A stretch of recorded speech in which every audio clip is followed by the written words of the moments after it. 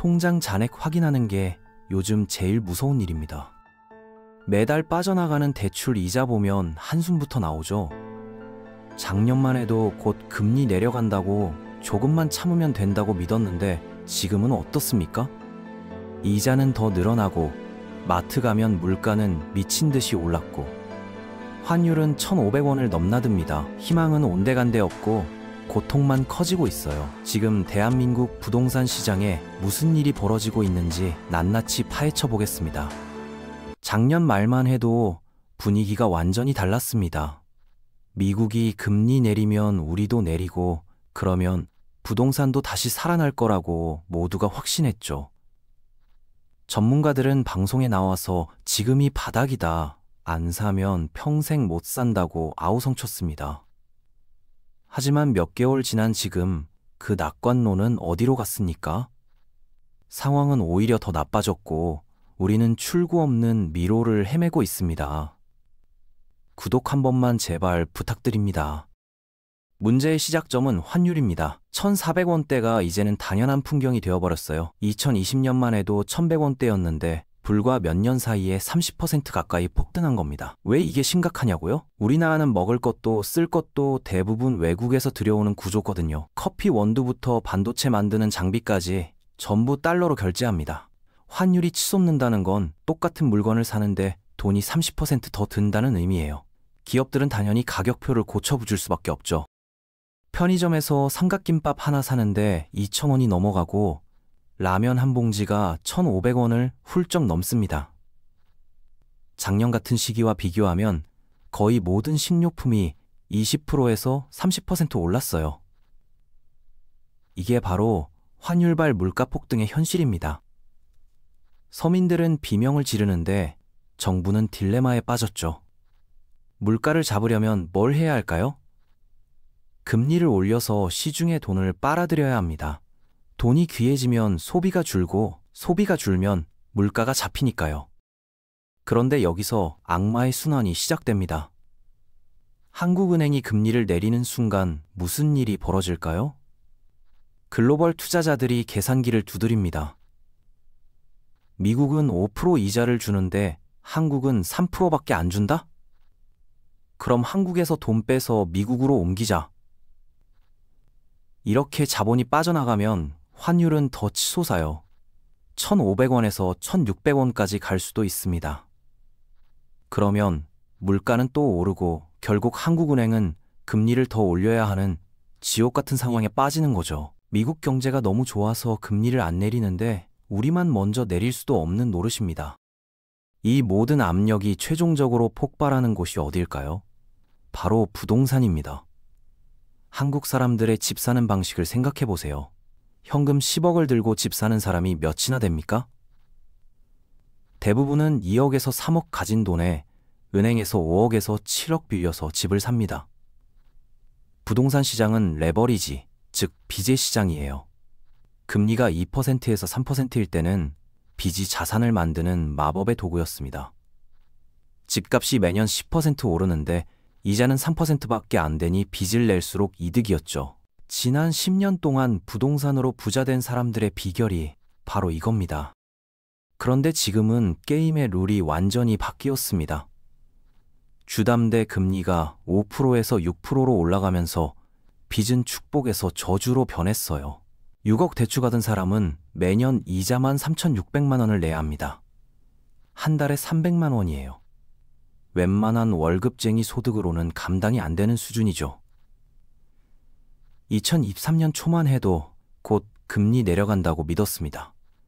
1년만 버티자 2024년 되면 괜찮아진다고 스스로를 다독였어요.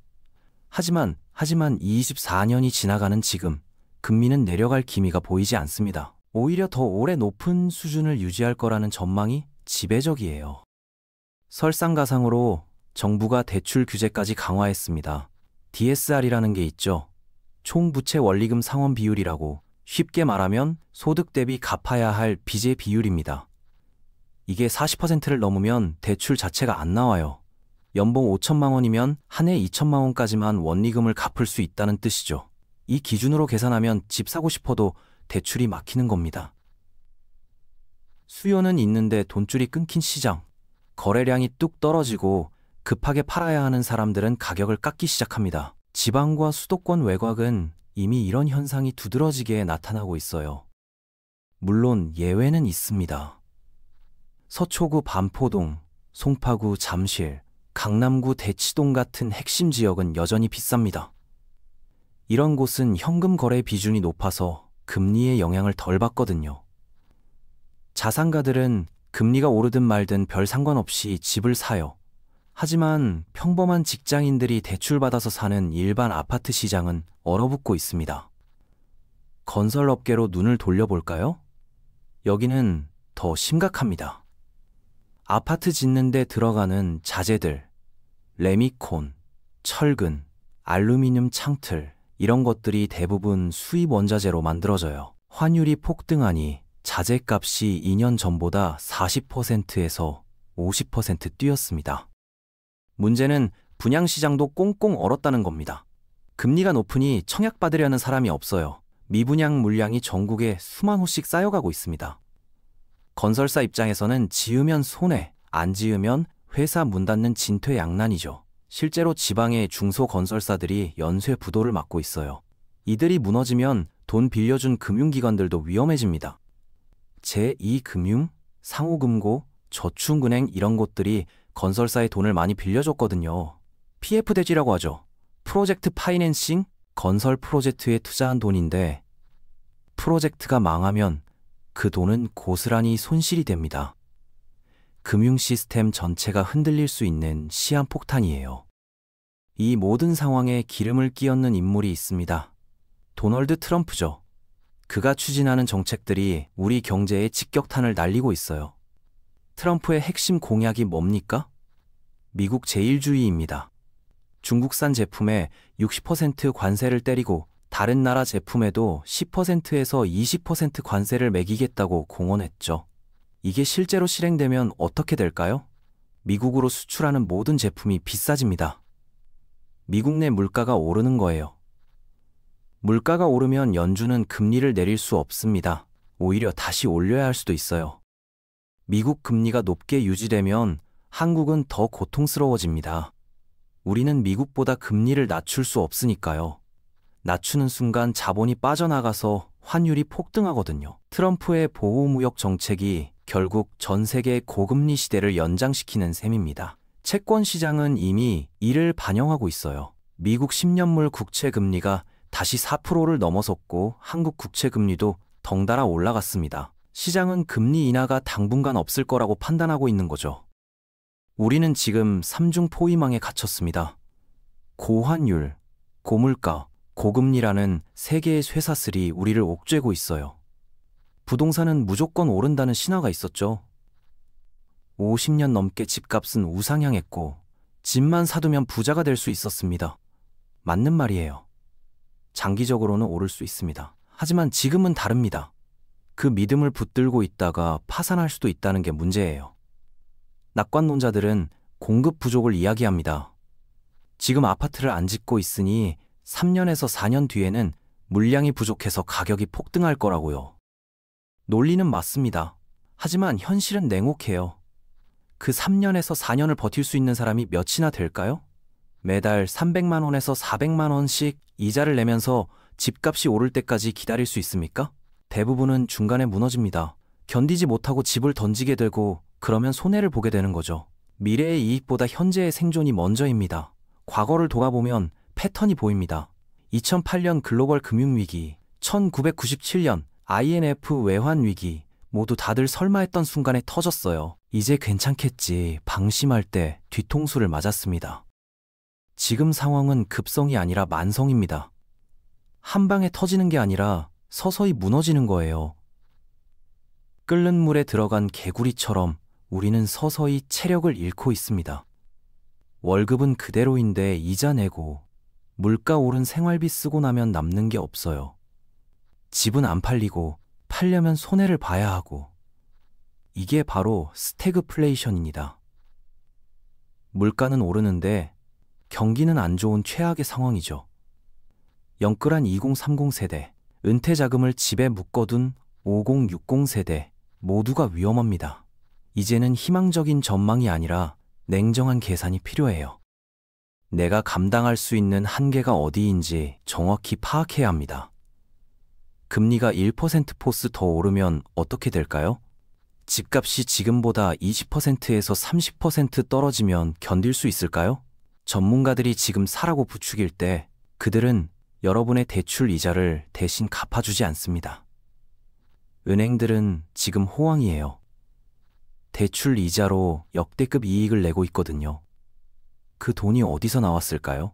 변동금리로 대출받고 금리 인하만 기다리던 서민들 주머니에서 나온 겁니다. 저금리 시대는 영영 돌아오지 않을 수도 있습니다. 지난 20년은 비정상이었습니다. 금리가 1%에서 2%대였던 시절 돈이 공짜나 다름없었죠. 모두가 빚을 내서 집을 샀고 그게 통했습니다. 하지만 그 시대는 끝났어요. 세계화의 후퇴, 각국의 보호무역주의, 기후변화로 인한 에너지 비용 상승, 이 모든 게 구조적인 변화입니다. 이제 고금리가 정상이 되는 시대로 접어들고 있는 거예요. 과거의 방식으로 빚을 내서 객투자하고 시세 차익 노리는 전략은 더 이상 작동하지 않습니다. 공룡이 빙하기에 멸종한 것처럼 변화에 적응하지 못하면 도태되는 겁니다. 그렇다면 어떻게 살아남아야 할까요? 답은 단순하지만 실천하기 어렵습니다. 빚을 줄여야 해요. 디레버리징이죠. 자산을 불리는 것보다 부채를 줄이는 게 100배 중요한 시기입니다. 현금을 확보하는 게 생존의 열쇠예요. 시세 10억짜리 집이 있어도 매달 이자로 200만 원에서 300만 원씩 나간다면 그건 자산이 아니라 올가미입니다. 여러분의 피를 빨아먹는 흡혈귀죠. 작더라도 확실한 현금을 손에 쥐고 있어야 기회가 왔을 때 움직일 수 있습니다. 환율도 계속 지켜가야 합니다. 1,400원을 넘어 1,500원으로 향한다면 그건 위험 신호입니다. 대한민국 경제에 빨간 경고등이 켜진 거예요. 외국 자본이 빠져나가고 있다는 증거니까요. 그때가 되면 부동산도 주식도 다 소용없습니다. 달러나 금 같은 안전자산으로 피해야 할 수도 있어요. 정부의 말을 액면 그대로 믿지 마십시오. 펀더멘털이 튼튼하다, 관리 가능하다는 말은 IMF 직전에도 들었던 레퍼토리입니다. 자기 자산은 스스로 지켜야 합니다. 부동산 커뮤니티에서는 여전히 논쟁 중이에요. 폭락이다, 반등이다, 일시 조정이다, 장기 하락이다. 하지만 소음 속에서 진짜 봐야 할 건 딱 하나입니다. 돈의 가격이에요. 금리가 내려가지 않는 한, 환율이 안정되지 않는 한 부동산의 봄은 오지 않습니다. 지금은 공격할 때가 아니라 방어할 때입니다. 골을 넣으려 달려가는 공격수가 아니라 골문을 지키는 골키퍼가 되어야 합니다. 투자의 세계에서 가장 중요한 건 살아남는 겁니다. 강한 자가 살아남는 게 아니라 살아남는 자가 강한 겁니다. 고환율, 고물가, 고금리의 쓰나미 속에서 휩쓸리지 않고 버텨내는 것. 그게 지금 우리가 할 수 있는 최선의 전략입니다. 밤에 한강변 아파트 단지를 바라보세요. 수천 개의 불빛이 반짝이지만 그 안에는 대출 이자 고민하는 가장들, 집값 떨어질까 두려워하는 투자자들이 있습니다. 화려한 외관 뒤에 숨겨진 현실은 생각보다 어둡습니다. 금리는 더 이상 안 내려갈 수도 있다는 말이 절망적으로 들릴 수 있어요. 하지만 다르게 보면 이제 헛된 기대를 버리고 현실을 직시할 기회이기도 합니다. 준비된 자에게 위기는 기회가 됩니다. 냉철한 판단으로 여러분의 자산을 지켜내시길 바랍니다.